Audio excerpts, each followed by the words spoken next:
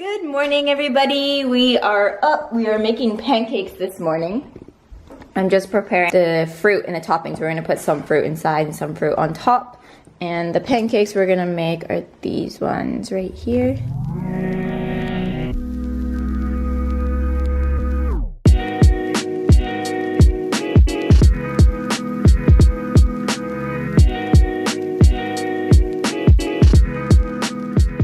The world's ugliest pancakes. I don't think they look bad at all. The shapes are, because I wanted to make them quicker because Michaela has to leave, so I did 2 at a time on a pan, so they kind of went into ovals. And also it's my first time making it with buckwheat.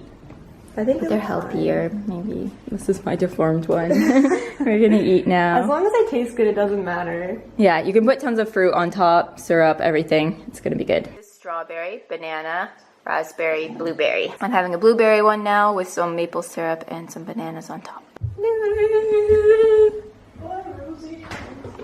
Maybe she can come actually. She can come in the car. Wanna go car ride? You love the car ride. Michaela's gonna leave now. We're gonna drive her to meet Tatsu. And yeah, the whole family's gonna get in the car, including Rosie. Are you going in a car ride?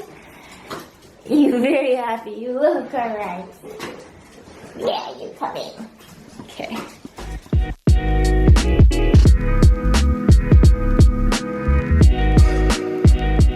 We're parting ways. Bye, Michaela. Bye. I had such a good time with Taylor. She takes care of everybody. She's a good friend. Aww. I'm so glad you came. It was fun. I'm sorry that this has been a weekend of goodbyes for you. Yeah, bye, Kim. I need to go home and just bye Alex, bye Michaela. I need to go home and socially detox, just do nothing. You've done good this weekend. We've been busy. Alright, I'm gonna say real life bye now. It's much later now. It's 5 p.m. I came back home after saying bye to Michaela. I cleaned up a bit. We ate lunch, showered, got ready, took a couple Instagram pictures, and now I'm here. I need to edit. I need to get a vlog up for you guys tonight. I need to get to work. I'm gonna edit the one when Michaela first arrived at my place. Last night when we came home from the concert, Michaela put on this documentary interview of Britney Spears from 10 years ago. She wanted me to see it. And we started watching it. And I want to talk a bit about it because it's quite interesting, because back then, Britney Spears had it all. She was on top of the world.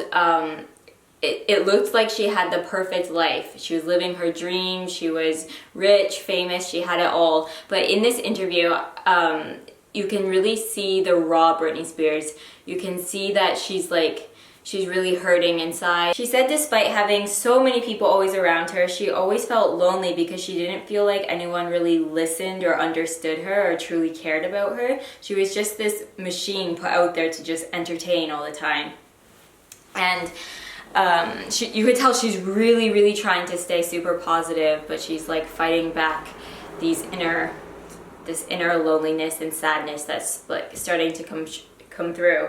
And yeah, it just made me really think and know that I don't know, even if people look like they're on top of the world, or they have this amazing perfect life, or they have lots of money, that doesn't equal happiness.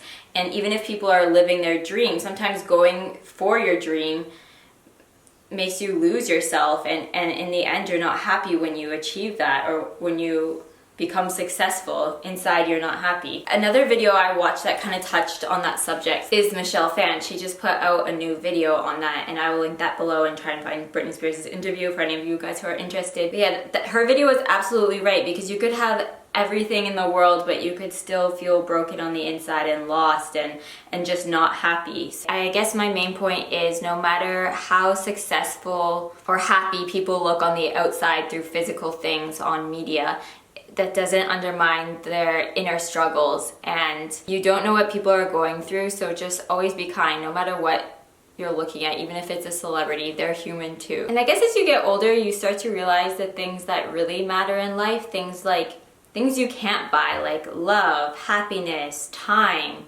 and time with people that you love, like friends and family. When you're young and you're trying to work towards a dream or goal, and you just want to make money and you put everything towards that, but when you hit that and you earn all the money, but you've lost all these other things in the way, it's kind of meaningless. And then so money doesn't equal happiness. Like these things, you have to have a balance of all of these things. In these past, I lived here almost 3 years now, and in these past 3 years, I really built a really strong foundation and a great group of friends that I could always count on, and we were always there for each other, and it made things a little bit more stable and secure here because I don't have my family or my close friends from my hometown. It's just, especially when you're traveling around the world, usually people will come and go in and out of your life, but I felt really in a good place this past year with everybody, and now things are changing again, and I'm so happy for them. I can't wait to see what they do next, but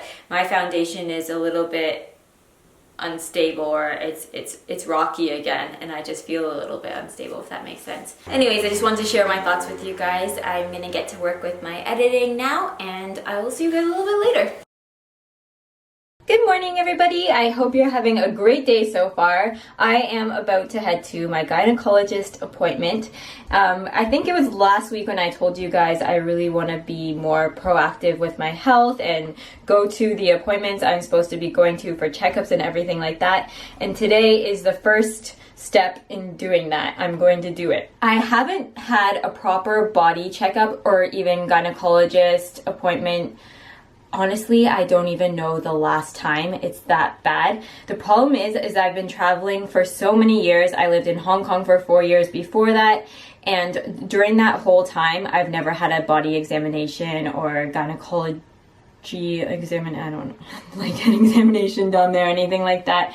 I always put it off and said, you know what, I'm going to do it when I go home. Canada has free healthcare and all of that. I will make an appointment when I go back home. But then it always turns out when I go back home, it's for a week or two, and it's a crazy busy week of family and friends. And the last thing I want to do is spend it doing these appointments. So it just never ended up happening, and I just kept putting it off, and now it's so many years later. And in Japan, women are supposed to get pap smears from 18 years old. So you're supposed to do it once a year from 18, and I haven't been doing it at all.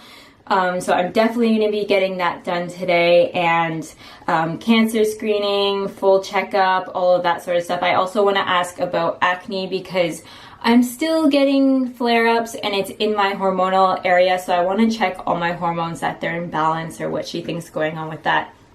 I have a lot of questions, and yes, it's a she. So I Google searched, for those of you living in Japan that are expats, how I found this doctor is I Google searched English-speaking women doctors in Japan. I just feel more comfortable going to a female gynecologist, that's just me. But yeah, I searched that and 3 popped up, and I chose this one. She's in Ginza. So I'm going to go and see what it's like today. And some people might not be comfortable with talking about these things, but I'm comfortable with it, and I feel like it's important to talk to you guys about it and to share that with you, because in case some of you are putting off getting checked, or some of you are traveling, or some of you that live in Japan and are away from your home and aren't so comfortable doing these sort of things, I want to share my experience with you and let you know how it goes, and give you any tips or advice that I can today. So yeah, this vlog is going to be dedicated to my gynecologist appointment in Tokyo. You can't come to the appointment, I'm sorry.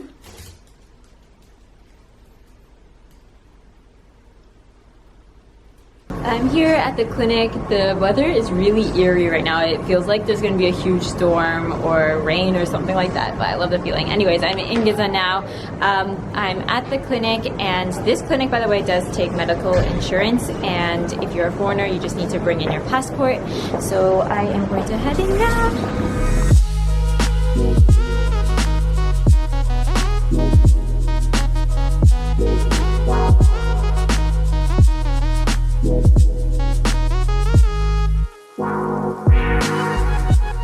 Now they moved me from the reception area to this little waiting room where there's a consultation room and examination room. So I'm just waiting for the doctor. I already filled out all my forms, got a patient card, and yeah, so I just have to wait here for a bit, and then I'm gonna see the doctor. I'm in the little change room now.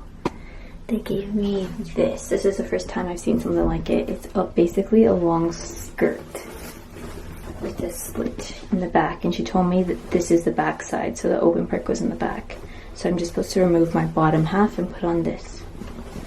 I just finished up at the clinic. I'm gonna go and try and find a cafe. Oh, there's one there now, so I can sit and talk to you guys.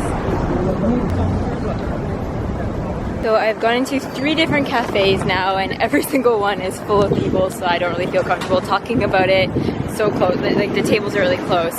There is a million coffee places like every corner in Tokyo. Like I'm here and I can see 1, 2, 3 Starbucks. There's so many coffee places, but at the same time they're all full. People here really love their coffee, I guess. Oh, this is Ginza 6. Okay, so there's a big Starbucks here.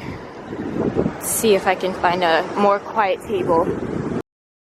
Now I'm gonna head to a drugstore because I need to get a new mascara and gel eyeliner. My mascara is completely gone and my gel eyeliner has run out. It's like dry. The problem is, let me stand over here.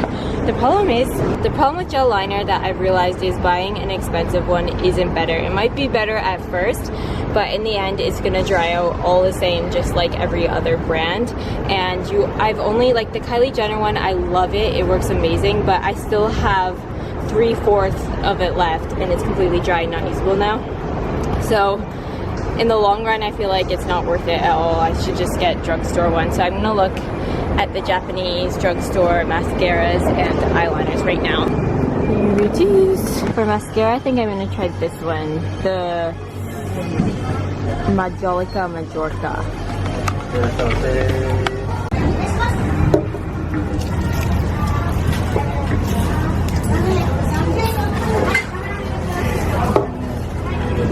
A lot of you guys always ask me what I'm drinking during the day at Starbucks or whatever, and during the day lately, often I'll get an iced coffee, just black. But I like a hot coffee with soy milk in the morning, but in the afternoon I like an iced coffee, and this is kind of watered down so it's not as strong and bitter, so I don't need any sugar or milk. But when I drink a hot coffee I like to have milk. I don't know why. Ice is okay.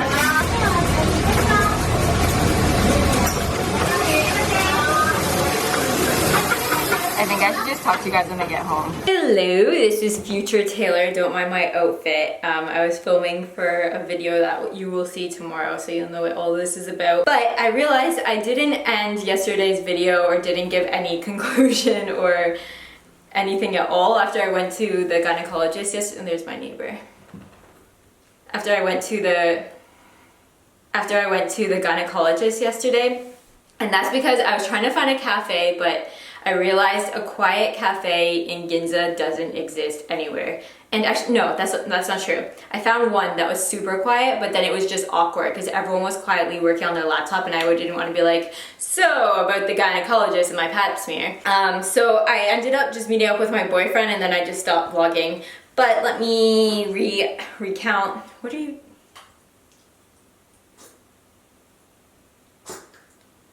Give my dog a second. Let me reaccount.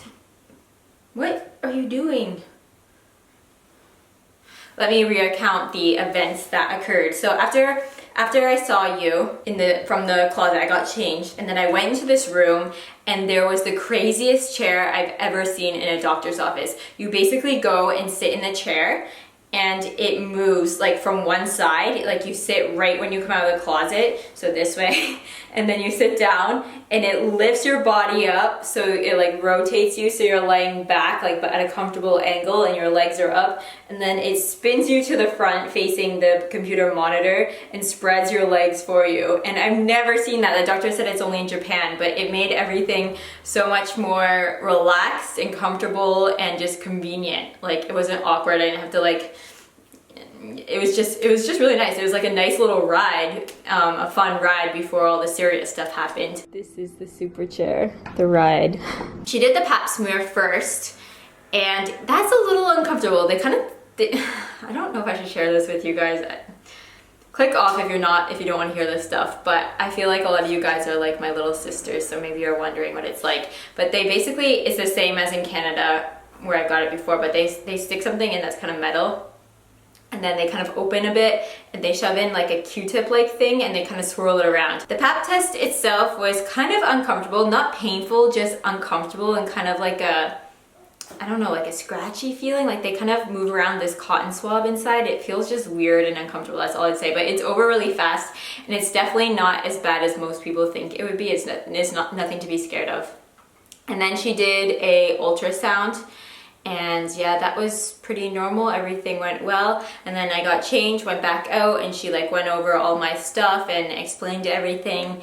And then I left. She was quite expensive, actually. A lot of the private doctors here are pretty expensive. And I saw on her desk she won a lot of top awards. So she's really recognized in her field, and it's definitely worth being able to speak English to someone and being able to ask questions and understand everything. So overall, I felt really good about the whole experience. It's definitely nothing to be scared of, especially if you're living here and speaking English and you're just scared to do a medical checkup or anything here. Don't be afraid, go and do it. It's super important. I really encourage you guys to keep up with your health checks and just make your health a top priority. And yeah, I guess that's all for this video. I hope you have a really nice weekend, and I will see you tomorrow.